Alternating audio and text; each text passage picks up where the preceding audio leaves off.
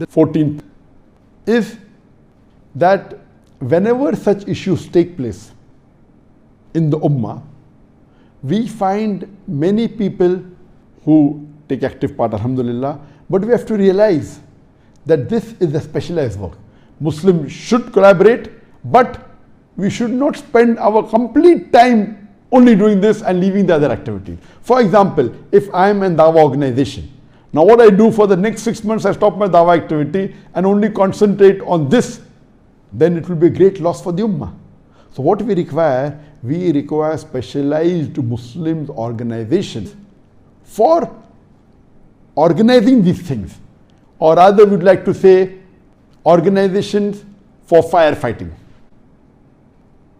And these organizations should be specialized in taking care of such issues, like someone insults the Prophet or someone does Islamic blasphemy. These organizations should mainly cater to this. They should, right from the starting, use the social media, should be able to see to it that our programs go on air, on the satellite, on the newspapers, as articles, whether they have a protest, whether they organize boycotts of the products of that country. So these organizations who are specialized in dealing with anyone who has insulted the Prophet or anyone indulging in Islamic blasphemy is very important. Like when we have our conference, we have the Peace Conference, which is one of the largest Islamic English conference in the world, where we have more than 1 million people coming over a span of 10 days. In this, we have approximately more than 4,000 volunteers, and we have about 30 to 40 different groups. We have 30 to 40 different committees, whether it be hospitality committee, whether it be transportation committee, whether it be food committee, whether it be toilet committee, many committees, and one we have which is called as firefighting. This firefighting has a separate head altogether, but when required, it has the heads of the other committees also joining. So similarly, we should have specialized organizations who are specialized in dealing with how to handle such situations. And these organizations should have maybe a few cyber troopers, depending upon the organization, should have few lawyers. These cyber troopers should know what is trending in the social media, how do they utilize it and how do they convey the message. They should have few lawyers.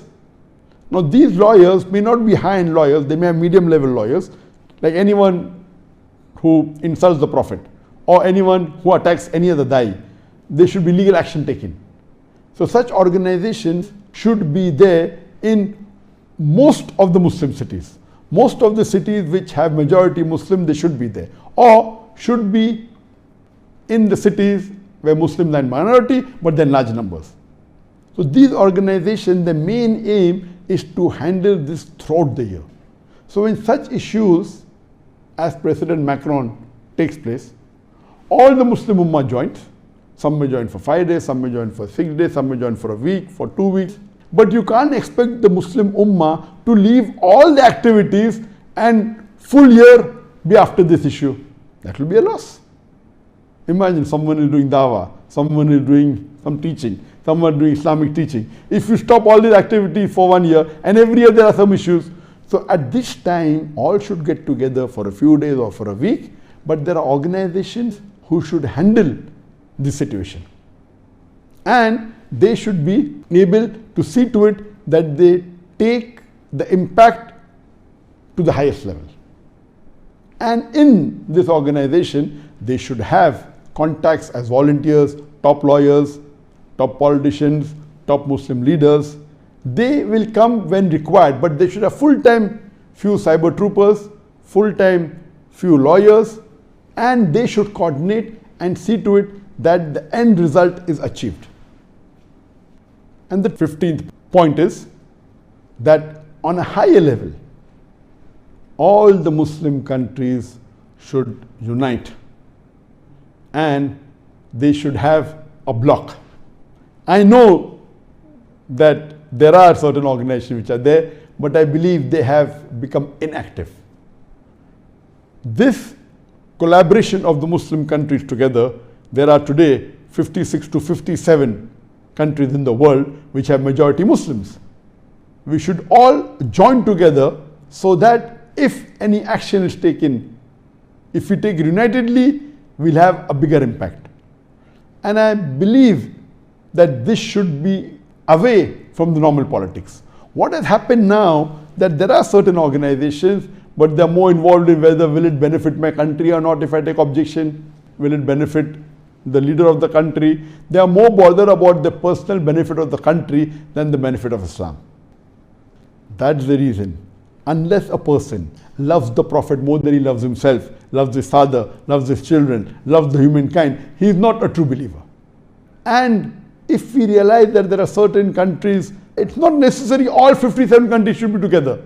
Let's start with 5 countries. It will become 6, it will become 10, it will become 15. Let them come together and en bloc condemn rather than individually. In such cases, if we come unitedly, we are a bigger force. If there is a boycott of products or a trade sanction or helping each other, if the countries are united, the Muslim countries, we are a bigger force. And imagine 25%, more than 25% of the world population are Muslims. If we unite, we can do wonders. And I would like to give you an example in history. What is the impact when Muslims are united? We know that the 34th Sultan of the Ottoman Empire, his name was Sultan Abdul Hamid II. He was the last Sultan which actually had powers. He was the third last Sultan. There were 2 sultans after that, but the person who had some power and say, after that it kept on deteriorating. He was the third last Sultan, but the last Sultan which actually had powers.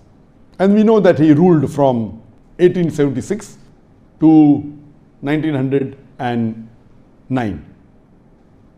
In his reign, towards the end of the 19th century, in late 1800, there was a comedy play that was supposed to be held in France on our beloved Prophet Muhammad. It was a satire, a comedy play insulting a prophet.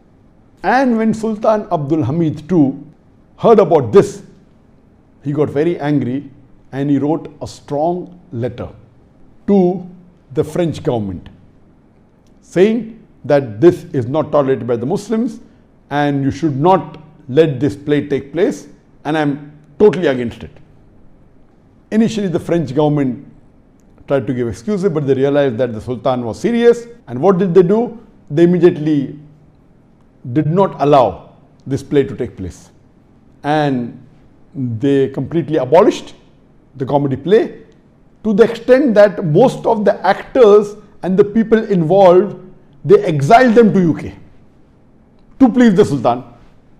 Few years later, again news came that the same play is going to take place in UK.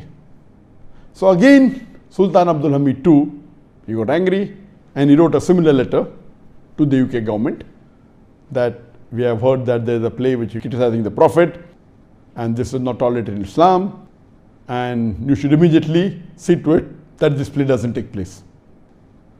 The UK government, the British government replies, when Sultan said that this was happening in France and now it's coming in UK, it should not happen, and they stopped it, you should stop it too.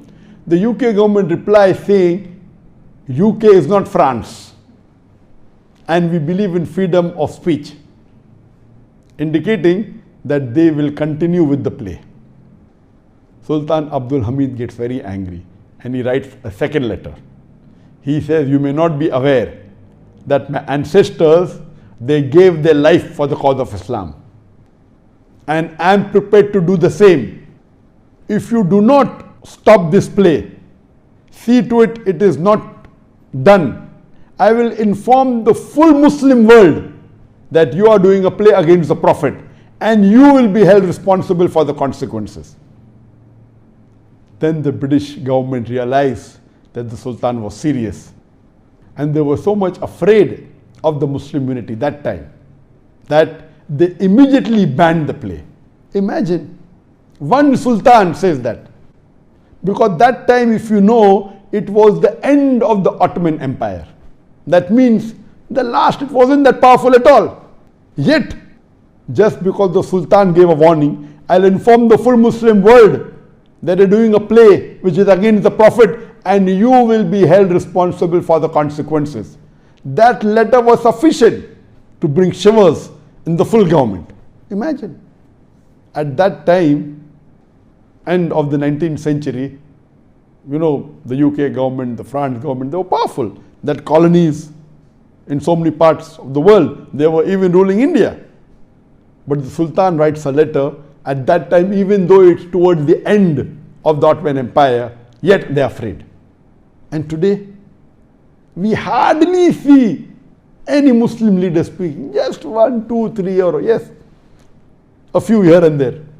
But they are speaking individually.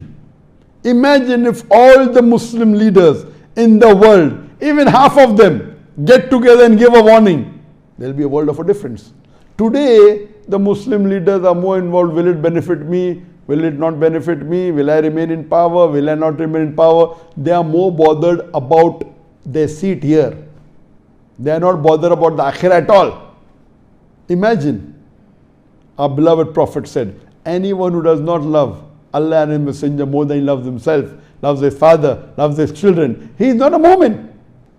How can we Muslims keep quiet when someone is blaspheming against a Prophet? What has happened to the Muslim Ummah? That's the reason when I gave my actions, the lower actions are mainly for the common man.